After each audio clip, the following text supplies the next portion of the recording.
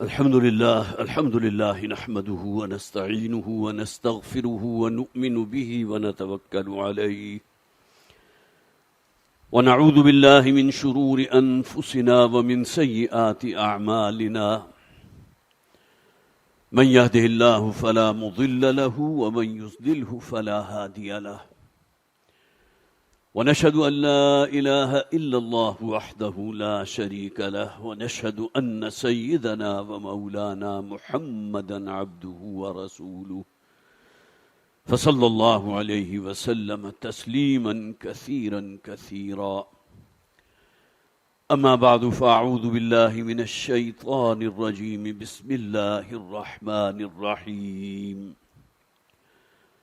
ما أصاب من مصيبة في الأرض ولا في أنفسكم إلا في كتاب من قبل أن نبرأها إن ذلك على الله يسير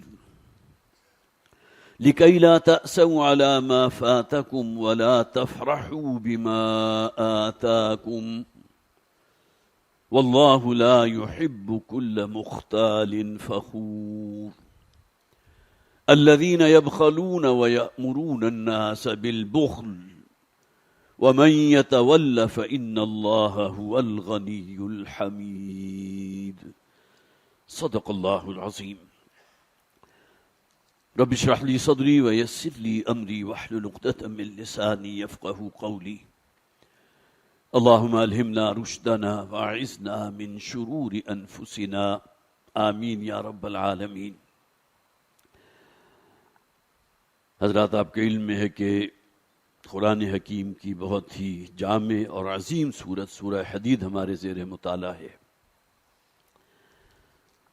اس کی 3 آیات ابھی میں نے آپ کے سامنے پڑھی ہیں، آیت نمبر 22 سے لے کر آیت نمبر 24 تک۔ چونکہ ہمارے ہاں ایک خطاب سے دوسرے خطاب کے درمیان کوئی 15 دن کا وقفہ ہوتا ہے، بعض اوقات یہ بڑھ بھی جاتا ہے کسی وجہ سے، لہٰذا مجھے ضرورت محسوس ہوتی ہے کہ آج کی گفتگو کو لنک اپ کرنے کے لیے پچھلی باتوں کے ساتھ، سیاق و سباق کے ساتھ کچھ نہ کچھ جو ہے ضرور آپ کے سامنے عرض کروں۔ اگرچہ یہ تکرار اور یہ عادہ جو ہے یقیناً ہمارے لیے بھی بہت فائدہ مند ہے، اس لیے کہ قرآن حکیم اپنے آپ کو کہتا ہی تذکیر ہے، یاد دہانی ہے، ریمائنڈرز ہیں۔ تو یہ باتیں اگر بار بار ہمارے سامنے آتی رہیں گی تو انشاءاللہ امید ہے کہ اللہ تعالیٰ اسے ہمارے ذہنوں میں راسخ بھی فرمائے گا اور ساتھ ہی ہمارے دلوں کو بھی کھول دے گا کہ ہم اس پر عملی اقدام کر سکیں۔ سورہ حدید کے بارے میں جیسا کہ میں نے عرض کیا تھا، بہت ہی جامع سورت، عظیم ترین سورت۔ والد محترم نے جو منتخب نصاب تشکیل دیا تھا اس کا آخری درس ہے، اور وہ یہ کہتے ہیں کہ واقعہ یہ ہے کہ پورے منتخب نصاب کا خلاصہ اور نچوڑ اس ایک صورت میں موجود ہے۔ یہ 10 مدنی صورتیں جو سورہ حدید سے لے کر سورہ تحریم تک چلی ہیں، ان میں کی جامع ترین صورت۔ یہی وجہ ہے کہ والد محترم نے اسے نام دیا اس سورہ مبارکہ کو ام المسبحات، وہ 5 صورتیں کہ جس کا آغاز اللہ کی تسبیح سے ہوا ہے۔ ان تمام صورتوں کے لیے بمنزلہ ماں ہے یہ ایک صورت، ام المسبحات۔ کسے کہتے ہیں؟ ماں کو کہتے ہیں۔ پہلی 6 آیات ہم نے پڑھی بڑی تفصیل کے ساتھ، غالباً 2 نشستیں ہماری اس پر صرف ہوئی تھیں۔ ذات و صفات باری تعالیٰ کے ضمن میں قرآن حکیم کا عروج ہے، کلائمیکس ہے، اور اس میں جو بالکل درمیانی آیت ہے جس کے بارے میں نے عرض کیا تھا، نبی اکرم صلی اللہ علیہ وسلم کی جو مناجات شب تھی، ان میں یہ الفاظ ہمیں ملتے ہیں سیرت کی کتابوں میں، احادیث کی کتابوں میں۔ آیت کیا تھی؟ هو الاول والآخر والظاہر والباطن، وہی الاول بھی ہے، وہی الآخر بھی ہے، وہی الظاہر بھی ہے، وہی الباطن بھی ہے۔ ان الفاظ کے بارے میں امام رازی کے وہ الفاظ میں نے آپ کو سنائے تھے، وہ یہ فرماتے ہیں کہ یہ مقام انتہائی محیب مقام ہے، انتہائی گہرا ہے، مقام محیب غامض عمیق، اور اس تک رسائی حاصل کرنا اور اس کے معانی اور مفاہیم کی تہ میں اتر جانا واقعتاً کسی انسان کے بس میں نہیں ہے. وہ الاول بھی ہے، الآخر بھی ہے، الظاہر بھی ہے، الباطن بھی ہے. ہمیں اللہ تعالیٰ نے جو عقل دی ہے وہ واقعتاً بالکل حیران رہ جاتی ہے کہ ایک ذات الاول بھی، الآخر بھی، الظاہر بھی، الباطن بھی. تو جو میں عرض کرنا چاہ رہا تھا، مناجات شب جو ہیں نبی اکرم صلی اللہ علیہ وسلم کی، یہ الفاظ آپ یاد کر لیجئے. اللہم انت الاول فلیس قبلک شیء وانت الآخر فلیس بعدک شیء وانت الظاہر فلیس فوقک شیء وانت الباطن فلیس دونک شیء. یہ ایک ریمائنڈر تھا جو میں نے آپ حضرات کے سامنے رکھا. اللہ کرے کہ یہ الفاظ ہمیں یاد ہوں اور ہم اپنی مناجات شب جو ہے اس کے اندر ان کو بھی شامل کریں. پھر ایک آیت جو ہم نے پڑھی اس میں دو تقاضے مجھ سے اور آپ سے، ہر مسلمان سے. آمنوا باللہ ورسولہ وانفقوا مما جعلکم مستخلفین فیہ. سب سے پہلا تقاضا تو ایمان کا ہے. اللہ پر ایمان اور اللہ کے رسول پر ایمان، صرف قولی نہیں بلکہ دل میں گہرا اترا ہوا ایمان، جس کا نتیجہ کیا نکلے گا کہ پوری زندگی میں اللہ کی فرما برداری اختیار کرو گے، عبادت رب اور نبی اکرم صلی اللہ علیہ وسلم کی ذات اور آپ کا اسوہ آپ کے لیے آئیڈیل ہوگا، رہنما ہوگا، اتباع رسول صلی اللہ علیہ وسلم. ان دو تقاضوں کو جو لوگ ادا کرتے ہیں ان کے ساتھ اللہ کا وعدہ ہے. وہ خاص مرحلہ جبکہ بہت مشکل وقت ہوگا تمام انسانوں پر. اور یہ نہ سمجھیے کہ انسانوں میں امت مسلمہ شامل نہیں، ہم اور آپ بھی شامل ہوں گے. اس کی کیفیت کیا ہے؟ پل صراط کا کوئی مرحلہ ہے جس میں اللہ تعالیٰ ان لوگوں کو جو ان تقاضوں کو ادا کرنے والے ہیں خاص نور عطا فرما دے گا، جس کے لیے الفاظ جو ہم نے پڑھے تھے، یسعى نورهم بین ایدیہم وبایمانہم. ان کا وہ نور ایمان جو اللہ انہیں عطا فرمائے گا وہ ان کے سامنے بھی موجود ہوگا، سامنے کی تمام علاقہ جو اسے بھی روشن کرے گا. اور جو نیک اعمال انہوں نے کیے تھے جس کا قاسم یہ داہنا ہاتھ ہے، وہ نور ان کے دائیں طرف بھی موجود ہوگا. اور پھر وہ جنات ہوں گی، وہ بشارتیں ہوں گی، وہ اللہ کے انعامات ہوں گے، احسانات ہوں گے، اور سب سے بڑھ کر یہ کہ اللہ راضی ہو جائے گا ایسے لوگوں سے. بشراکم الیوم جنات تجری من تحتها الانہار. اور جو لوگ ان تقاضوں کو ادا نہیں کرتے وہ اللہ کے نزدیک منافق ہیں. خطاب امت مسلمہ سے، مجھ سے اور آپ سے. ایمان اللہ پر اس کا حق ادا کرو، ایمان اللہ کے رسول پر اس کا حق ادا کرو. اگر نہیں کرتے تو یوم یقول المنافقون والمنافقات للذین آمنوا انظرونا نقتبس من نورکم. تفصیل سے وہ آیات ہم نے پڑھی کہ اللہ کے نزدیک یہ لوگ منافق ہیں. اور بڑے سخت الفاظ جو قرآن حکیم میں موجود ہیں، ان المنافقین فی الدرک الاسفل من النار. یہ منافقین جو ہیں وہ جہنم کے سب سے نچلے طبقے میں جھونکے جائیں گے. پھر ایک آیت ہم نے پڑھی جس میں ہمیں جھنجھوڑا گیا تھا، حالانکہ دو آیات ہم پہلے پڑھ چکے تھے، کہ کیا ہو گیا اہل ایمان کو کہ تم اللہ پر ایمان اس نوعیت کا نہیں رکھتے جیسا کہ حق ہے. وَمَا لَكُمْ لَا تُؤْمِنُونَ بِاللَّهِ وَمَا لَكُمْ أَلَّا تُنْفِقُوا فِي سَبِيلِ اللَّهِ. کیوں خرچ نہیں کرتے اللہ کے راستے میں؟ یہ مال و دولت، روپے پیسے کی محبت اتنی گہری اتری ہوئی ہے کہ حقوق اللہ بھی ادا کرنے کو تیار نہیں. زکوٰۃ ہے، عشر ہے، صدقات ہیں، خیرات ہیں. اور جسے اللہ نے دیا ہے کیا اس کے لیے مشکل ہے کہ اپنے ہم نو جنسوں کے لیے، انسانوں کے لیے جو کہیں تکلیف میں ہے، مصیبت میں ہے، مشقت میں ہے، کوئی بیمار ہے، کسی کا کوئی مالی دیوالیہ ہو چکا ہے، اس کی مدد کرنے کو تیار نہیں. وَمَا لَكُمْ أَلَّا تُنْفِقُوا فِي سَبِيلِ اللَّهِ.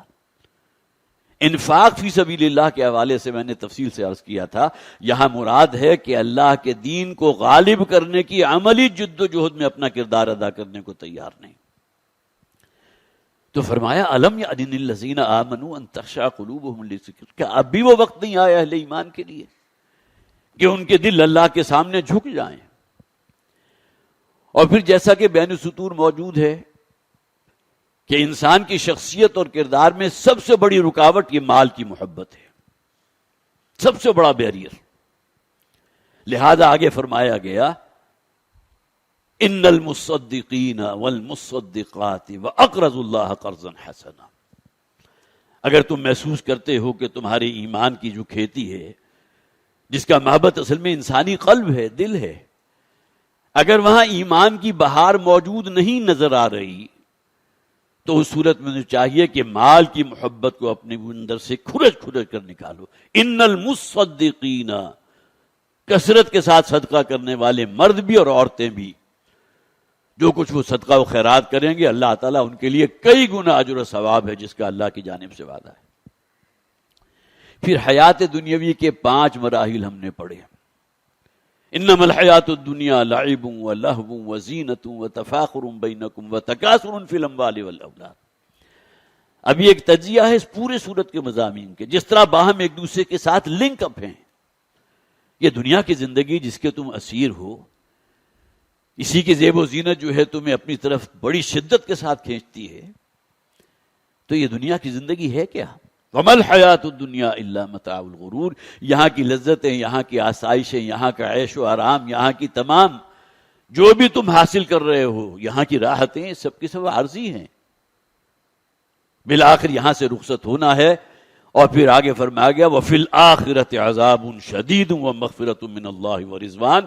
اور جان لو آخرت کی جو زندگی ہے، جو ان لمیٹڈ ہے، جس کا کوئی اینڈ نہیں، وہاں تو صرف 2 ہی انجام ہیں، یا تو اللہ کی طرف سے مغفرت ہے، گناہوں کی معافی ہے، جس کا نتیجہ کیا ہوگا کہ اللہ بھی راضی ہوگا، رضی اللہ عنہم ورضوا عنہ، وہ اللہ ان سے راضی ہے، وہ اللہ سے راضی ہیں۔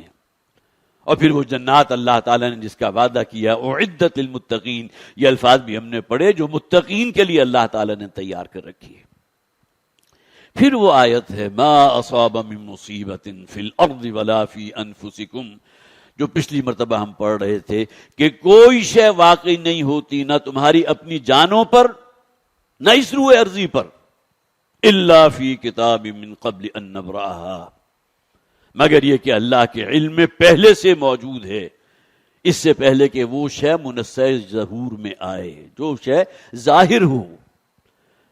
یہی مضمون ہم نے سورہ تغابن، اگرچہ بعد میں آنے والی سورت ہے لیکن منتخب نصاب میں ترتیب کے اعتبار سے وہ اس سے پہلے ہے، وہاں بھی یہ مضمون بیان ہوا ما اصاب من مصیبت الا باذن اللہ، کوئی شے واقع نہیں ہوتی، کوئی راحت، کوئی خوشی، کوئی تکلیف، کوئی غمی، کوئی پریشانی، کوئی بیماری، جب تک کہ اللہ کا اذن نہ ہو۔ ما اصاب من مصیبت الا باذن اللہ۔ اسی کو یہاں مزید کھولا گیا ہے ما اصاب من مصیبت فی الارض ولا فی انفسکم الا فی کتاب من قبل ان نبرأہا ان ذلک علی اللہ یسیر۔ یہ اللہ پر بہت آسان ہے، تا قیامت آنے والے ہر شخص کے اعمال کا پہلے سے اللہ کو علم ہے، لیکن وہ علم جو ہے جبر کے اوپر محیط نہیں ہے۔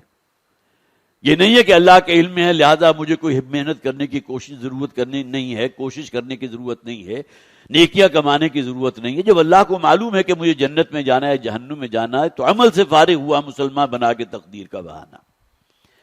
یہ تو گویا کہ انسان کا بے عملی کے اوپر اصرار ہے، ورنہ نہ انسان کی عقل ہے نہ منطق ہے جو اس کی گواہی دینے والی ہے۔ تو ما اصاب من مصیبت فی الارض ولا فی انفسکم الا فی کتاب من قبل ان نبرأہا ان ذلک علی اللہ یسیر لکی لا تأسوا علی ما فاتکم۔ بہت خوبصورت الفاظ ہے۔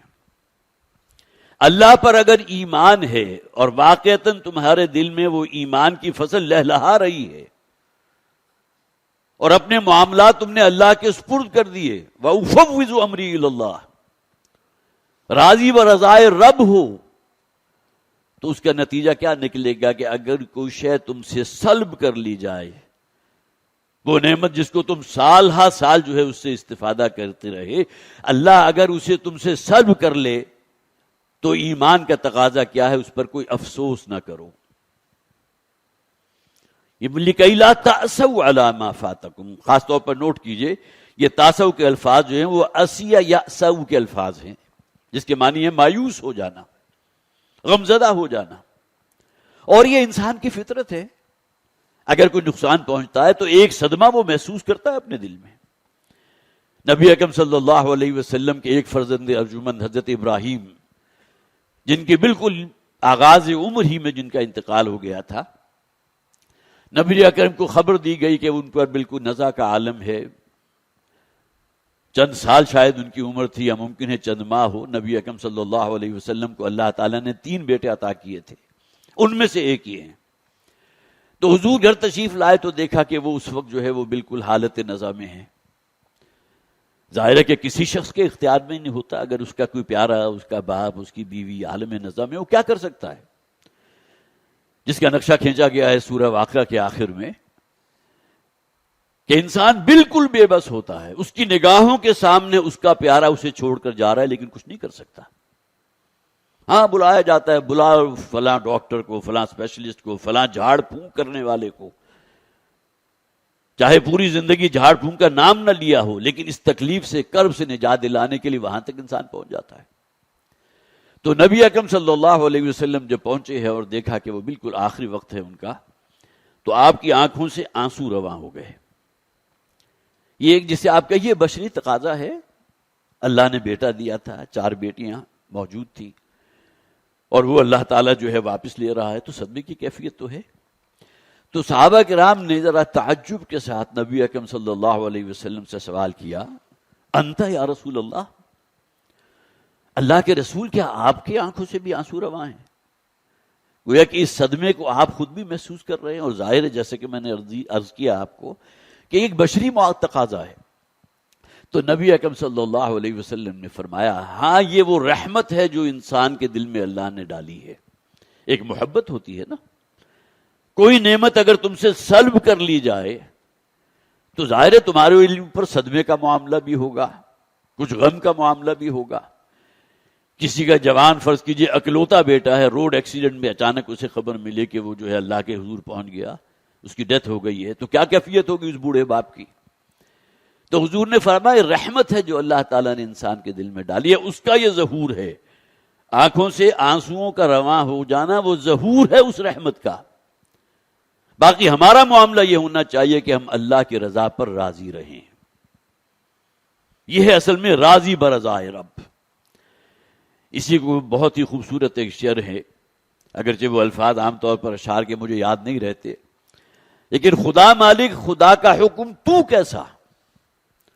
معلوم ہوتا ہے کہ یہ شے کہ اکثر سے تو اللہ کے ہاتھ میں ہے، ٹھیک ہے، طبعی طور پر اگر کوئی صدمہ ہوا بھی ہے تو اس کے نتیجے میں آنکھوں سے اگر آنسو رواں بھی ہو گئے تو یہ جو بشری طبع ہے اس کے خلاف نہیں ہے، لیکن انسان کا دل مطمئن ہونا چاہیے کہ میرے رب کی طرف سے ایک آزمائش ہے اور مجھے اس پر پورا اترنا ہے۔ لِكَيْ لَا تَأْسَوْا عَلَى مَا فَاتَكُمْ وَلَا تَفْرَحُوا بِمَا آتَاكُمْ۔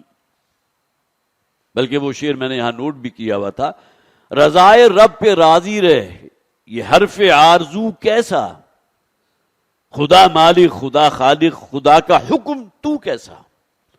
تو انسان کو اپنے آپ کو دیکھنا چاہیے کہ اس کے پاس اللہ نے اسے کوئی اختیار نہیں دیا۔ اسی کے وہ آخری مثال ہو سکتی ہے نا کہ نبی اکرم صلی اللہ علیہ وسلم کے قلب مبارک میں جو شدید ترین خواہش ہو سکتی تھی کسی شخص کے بارے میں کہ کاش کہ وہ ایمان لے آئے، وہ حضرت ابو طالب تھے، حضور کے چچا تھے، ہمیں بہرحال ادب سے نام لینا ہے ان کا، اگرچہ اس میں کوئی شک نہیں ہے کہ اس دنیا سے گئے ہیں تو اسی کفر کے اوپر تھے، اور صحیح روایات اس کے اوپر گواہ ہیں، لیکن بہرحال نبی اکرم صلی اللہ علیہ وسلم کی خواہش وہ نہیں تھی جسے اللہ نے پھر پورا کر دیا، اس لیے کہ ان کے اندر اپنا جو خاندانی اور قبائلی تعصب تھا اس درجے گہرا اترا ہوا تھا کہ مرنے سے پہلے کے الفاظ جو ان کی زبان پر آئے تھے وہ یہ تھے کہ میں یہ نہیں چاہتا کہ بوڑھے بوڑھیاں جو ہیں یہ کہیں کہ ابو طالب موت سے ڈر کر اپنے بھتیجے محمد پر ایمان لے آیا صلی اللہ علیہ وسلم۔ تو انسان اس اعتبار سے بالکل بے اختیار ہے، کوئی اس کے پاس اختیار نہیں ہے۔ لِكَيْ لَا تَأْسَوْا عَلَى مَا فَاتَكُمْ وَلَا تَفْرَحُوا بِمَا آتَاكُمْ، اور جو شے اللہ تعالیٰ تمہیں عطا فرما دے، اللہ کا فضل ہے، اللہ کی رحمت ہے، اس خوشی میں آپے سے باہر نہ ہوا کرو۔ انسان کے اندر تشکر کے جذبات رہنے چاہیے، یہ انسانیت کا وصف ہے۔ اگر کوئی شخص آپ کے ساتھ کوئی اچھا معاملہ کرتا ہے، آپ کے لیے خیر کا باعث بنتا ہے، کسی بہت بڑے آزمائش میں آپ کو ہیلپ آؤٹ کرتا ہے، تو آپ کی زبان سے بھی اس کے لیے جزاک اللہ شکریہ کے الفاظ نکلنے چاہیے۔ پھر آپ کے دل کی گہرائی میں اس کے لیے تشکر موجود ہونا چاہیے، اور پھر اللہ تعالیٰ موقع دے تو کسی موقع پر گویا کہ رد عمل میں اس کا احسان چکانے کے لیے آپ کو اس کے لیے وہی کچھ کرنا چاہیے جو اس نے آپ کے لیے کیا تھا۔ یہ انسان ہونے کا تقاضا ہے۔ تو یہاں جو کہا گیا لِكَيْ لَا تَأْسَوْا عَلَىٰ مَا فَاتَكُمْ، ایسا نہ ہو کہ تم کہیں غم میں اور افسوس میں اس درجے جو ہے آگے چلے جاؤ کہ پھر صدمے اور ڈپریشن کے اندر مبتلا ہو جاؤ۔ ٹھیک ہے، اللہ کی طرف سے بڑی آزمائش تھی، لیکن بہرحال اللہ تعالیٰ نے آخر تمہیں پیدا کیا ہے تو کس لیے کیا؟ لِنَبْلُوَكُمْ، تاکہ ہم تمہیں آزمائیں، ہم تمہیں پرکھیں۔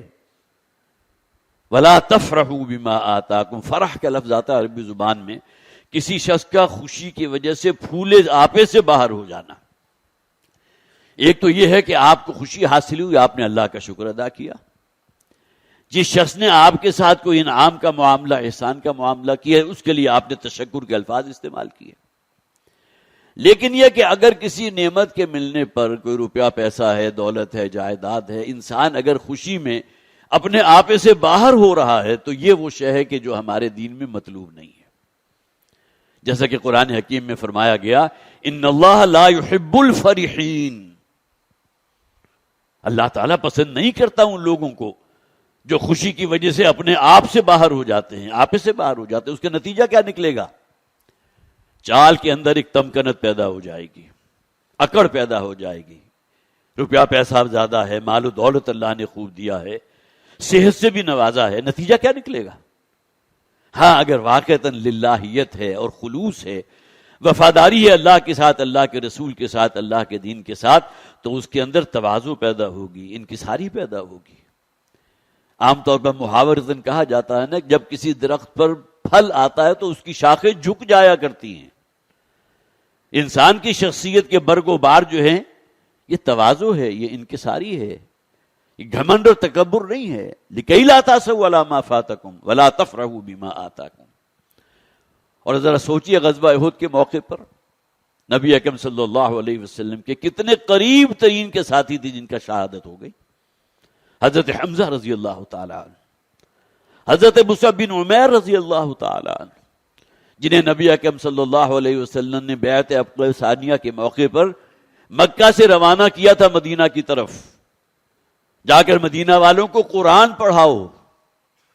یہی وجہ ہے کہ ان کا لقب وہاں مشہور ہو گیا تھا، المقری، جاء المقری، قرآن پڑھانے والے تشریف لے آئے ہیں، وہ جا رہے ہیں قرآن پڑھانے والے۔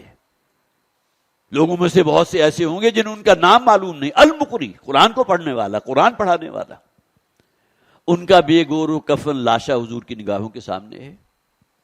حضرت حمزہ رضی اللہ تعالی عنہ کی مسلح شدہ لاش، جن کے اعضاء کاٹ لیے گئے، پیٹ چاک کر کے کلیجہ نکال لیا گیا، یہ تمام کیفیات کیا نبی اکرم صلی اللہ علیہ وسلم کے قلب مبارک پر کس درجے گراں گزری ہوئی آپ اس کا اندازہ نہیں کر سکتے۔ کیا جرم تھا ان لوگوں کا؟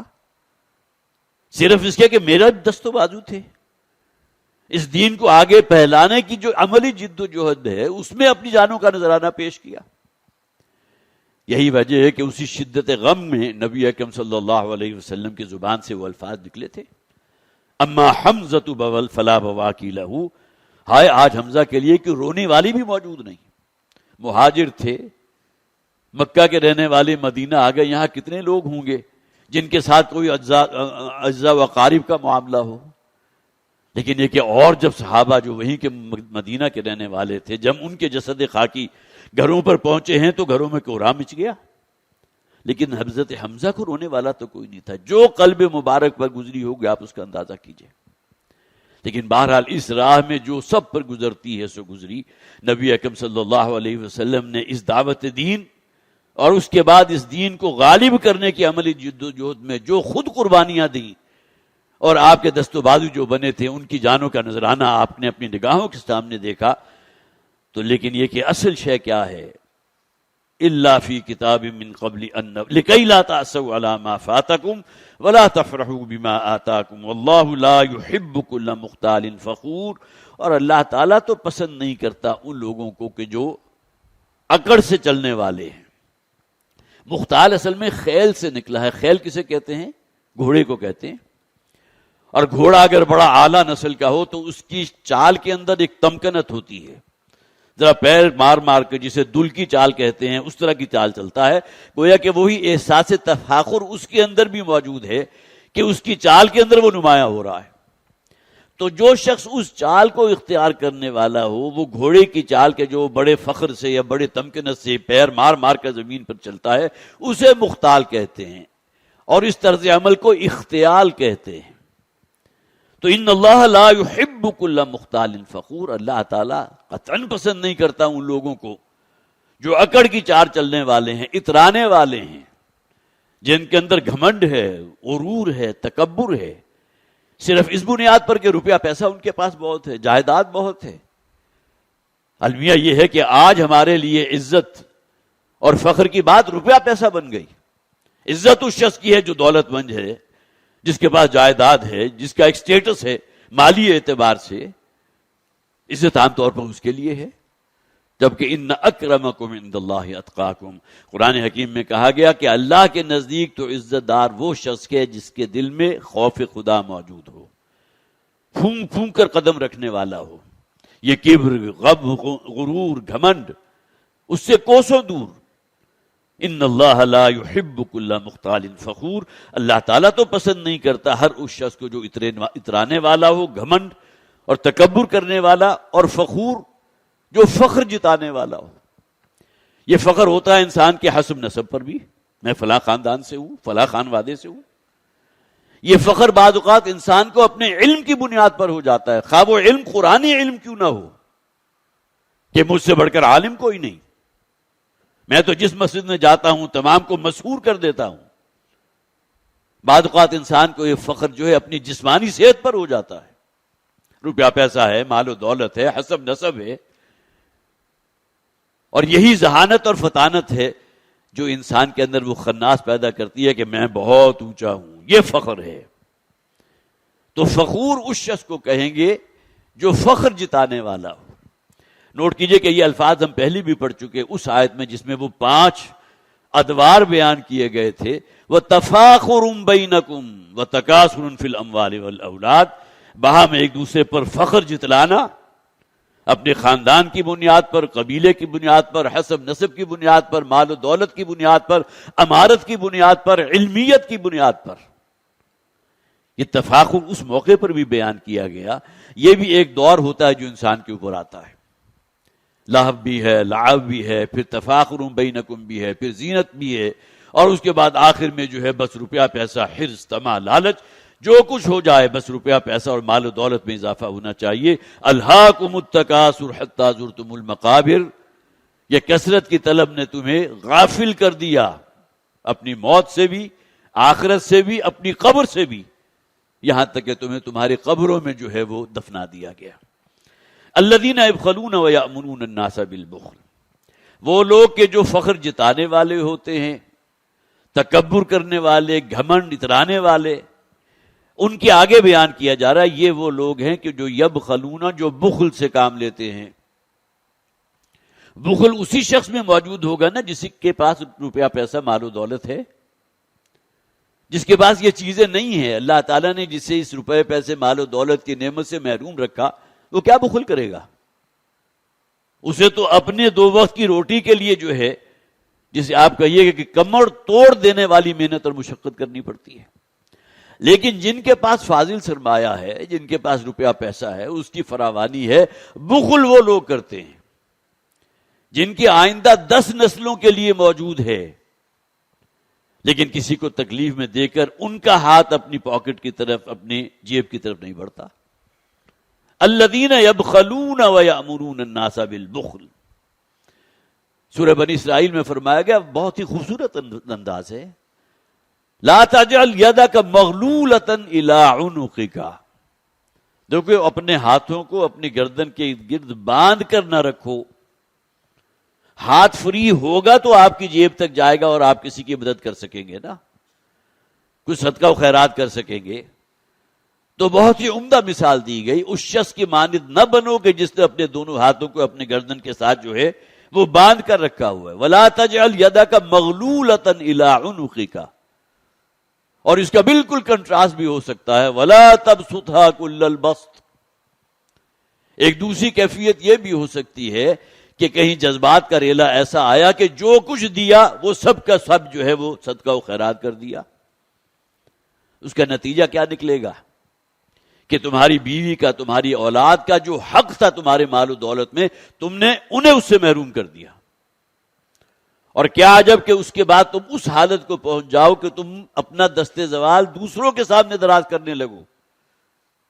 جذبات کا ایسا طوفان اور ریلا آیا تھا کہ ہر شے جو اللہ نے دی تھی سب صدقہ و خیرات کر دی. اس سے بھی منع کر دیا گیا وَلَا تَجْعَلْ يَدَكَ مَغْلُولَةً إِلَىٰ عُنُقِكَ وَلَا تَبْسُطْهَا كُلَّ الْبَسْطِ. اور اس کا نتیجہ کیا نکلے گا کہ اپنے آپ کو ملامت کرنے لگو گے کہ فلاں وقت جذبات میں آ کر میں نے یہ کام کیا تھا، اب میں خود جو ہے ضرورت مند ہو چکا ہوں. تو الذین یبخلون ویأمرون الناس بالبخل، وہ لوگ کہ جو بخل سے کام لیتے ہیں. اور یہ ایک نفسیاتی جو ہے ایک سائیکک معاملہ ہے ان لوگوں کا کہ چونکہ خود بخل سے کام لے رہے ہیں لہٰذا کسی دوسرے کو صدقہ و خیرات کے بارے میں ایک لفظ نہیں کہہ سکتے. پلٹ کو وہ اسے کہیں گے نا. فرض کیجئے کہ کوئی شخص کسی کے پاس گیا ہے، اس نے دستے سوال دراز کیا، اس کے پاس روپیہ پیسہ ہے اور اس شخص کو بھی معلوم ہے دولت مند ہے، لیکن یہ کہ یہ خود اس کی مدد کرنے کو تیار نہیں، اس لیے کہ دل میں بخل ہے، مال کی محبت ہے. لیکن اس کا پھر منہ نہیں ہے کہ کسی اور کو کہہ سکے، لہٰذا اس کے لیے استعمال کیا گیا یہ الفاظ وَيَأْمُرُونَ النَّاسَ بِالْبُخْلِ، بلکہ لوگوں کو بھی حکم دیتے ہیں کہ بخل سے کام لو. کیا مراد ہے کہ مستقبل کے بارے میں بچا بچا کر رکھو، یہ صدقہ و خیرات کے اندر اپنا پیسہ ضائع نہ کرو. خود مرض ان کے اپنے دل میں موجود ہے. یہ مرض کون سا ہے؟ بخل کا مرض، روپے پیسے سے محبت کا مرض. الذین یبخلون ویأمرون الناس بالبخل ومن یتول فإن اللہ هو الغنی الحمید. دیکھیے بخل جو ہے صرف روپے پیسے میں نہیں ہوتا. اگر کسی شخص کے ہاتھ کوئی اچھا ہنر آ گیا جو اس کے لیے اچھے معاش کا ذریعہ بن گیا تو انسانیت کا، شرافت اور مروت کا تقاضا یہ ہے کہ وہ ہنر دوسروں کو بھی سکھائے. بڑی منطقی سی بات ہے. اسی ہنر کی وجہ سے اللہ تعالیٰ نے اس کی روزی میں برکت دی ہے نا. لیکن اگر اس معاملے میں بھی وہ دوسروں کو نہیں سکھا رہا، جس طرح ہمیں معلوم ہے نا کہ حکیموں کے ہاں عام طور پر ایسے نسخے ہوتے ہیں جو سینہ در سینہ چلتے ہیں اور وہ خود تو استعمال کرتے ہیں، اولاد نسل استعمال کر رہی ہے لیکن کسی اور کو خبر نہیں دیتے. تو بخل صرف روپے پیسے میں نہیں ہوتا، بلکہ اگر کسی کو اللہ نے کوئی ہنر دیا ہے، کسی کو علم دیا ہے، یہ بخل ہوگا کہ اس علم کو دوسرے لوگوں تک نہ پہنچائے. تو الذین یبخلون ویأمرون الناس بالبخل ومن یتول فإن اللہ هو الغنی الحمید. اور جو شخص بھی روگردانی اختیار کرے گا، اپنا منہ پھیرے گا، تو اسے جان لینا چاہیے کہ اللہ کو تمہارے روپے پیسے کی ضرورت نہیں ہے. وہ الغنی ہے، اسے کہ کسی کے احتیاج نہیں، نہ اسے تمہاری عبادتوں سے کوئی غرض ہے، اس کی سلطنت میں کوئی اضافہ نہیں ہو رہا.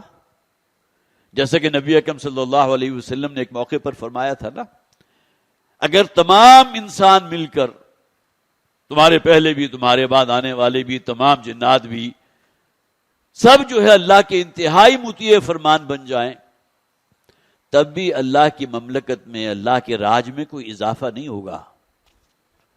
اور اس کے بالکل برعکس سب کے سب شیطان بن جائیں، اللہ کے باغی اور سرکش، تب بھی اللہ کی حکومت میں کوئی ذرہ برابر کوئی کمی واقع نہیں ہوگی.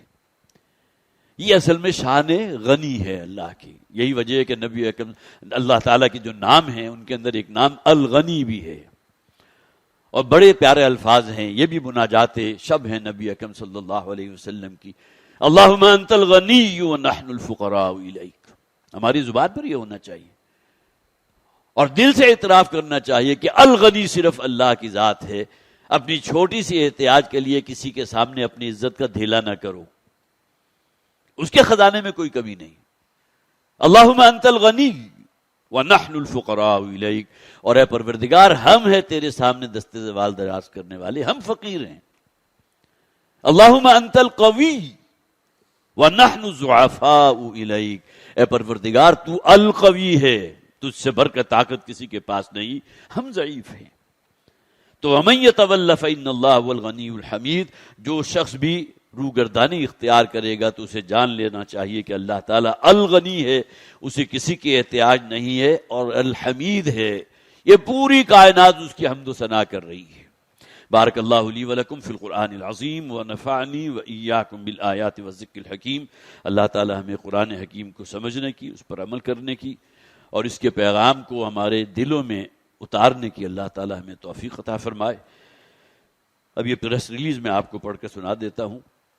آپ کو معلوم ہے غزہ میں جو کچھ ہو رہا ہے، اب تو ویڈیوز کے ذریعے واٹس ایپ کے اندر جتنے کلپس ایسے ہیں، ریلز ہیں، اسی طرح شارٹس ہیں، بہت ہی مختصر اس کا دورانیہ ہوتا ہے، لیکن جو المناک مناظر وہاں دیکھنے میں آ رہے ہیں، جس طرح قحط کی وجہ سے، غذائی قلت کی وجہ سے ہاسپٹلز کو ٹارگٹ کیا گیا، انہیں تباہ و برباد کر دیا گیا، سینکڑوں کی تعداد میں اسپیشلائز جو ڈاکٹر ہوتے ہیں، جن کی زندگی کے کم سے کم 20-22 سال جو ہے تعلیم حاصل کرتے ہوئے گزرے، ان کی شہادتیں ہو چکی۔ عددی اعتبار سے جو بھی گویا کہ سرکاری طور پر کہا جاتا ہے تو 60,000 کی تعداد ہے، لیکن یہ تو وہ باڈیز ہیں کہ جو ریکور ہو گئی۔ ایک بلڈنگ کے جس کے اندر رہنے والے کئی سو کی تعداد میں تھے، اور آپ نے وہ نقشہ دیکھا ہو، ایک میزائل آیا ہے تو جڑ سے اس بلڈنگ کا جو ہے خاتمہ ہو گیا، تو کیا ان میں سے کوئی بچا ہوگا؟ اور اس ملبے میں سے ان لاشوں کو نکالنے میں کتنی دقت ہوگی؟ یہ فگرز ابھی اس میں شامل نہیں ہیں۔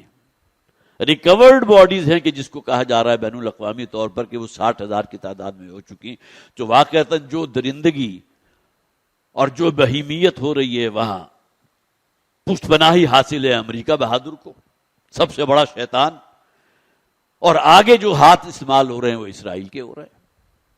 اور بے غیرتی اور بے حمیتی کا کلائمیکس ہے کہ 57 اسلامی ممالک میں سے کسی حکمران کو توفیق نہیں ہے کہ کوئی کلمہ خیر ہی ان کے حق میں کہہ سکے۔ بہرحال یہ معاملات جو ہیں تو چکائے جائیں گے انشاءاللہ حشر کے دن، کہ ہم کتنے بڑے مجرم تھے، ہم نے کیا کیا ان کے لیے۔ یہ الگ بات ہے کہ وہاں کسی قسم کی مدد نہیں پہنچ سکتی، وہ بالکل سیل کر دیا گیا ہے۔ وہاں اندر ہی چند ایسی بہرحال میرے خیال موجود ہیں جو کہیں سے نقب لگا کر یا کسی ذریعے سے کوئی غذائی، لیکن اس درجے غذائی قلت ہے کہ وہ جو تصاویر آتی ہیں تو انسان کے اوپر کبھی جو ہے وہ طاری ہوتی ہے ان کو دیکھ کر۔ عنوان ہے ناجائز صہیونی ریاست اسرائیل کا غزہ میں بھوک کو بطور ہتھیار استعمال کرنا بدترین درندگی اور انسانیت کے خلاف بہت بڑا جرم ہے۔ تنظیم اسلامی کے امیر شجاع الدین شیخ صاحب نے ایک بیان میں کہا کہ یہود اور ناجائز صہیونی ریاست اسرائیل کی تاریخ انسانیت سوز جرائم سے بھری ہوئی ہے۔ حقیقت یہ ہے کہ 7 اکتوبر 2023 کے بعد سے اب تک ایک دن بھی ایسا نہیں گزرا کہ اس ناجائز صہیونی ریاست اسرائیل نے غزہ کے مظلوم اور مجبور عوام پر حملے کر کے انہیں شہید نہ کیا ہو۔ میڈیا کے مطابق تو اعداد و شمار تقریباً 22 ماہ کے دوران 60,000 ہیں، لیکن اس کی تفصیل میں نے آپ کے سامنے کر دی۔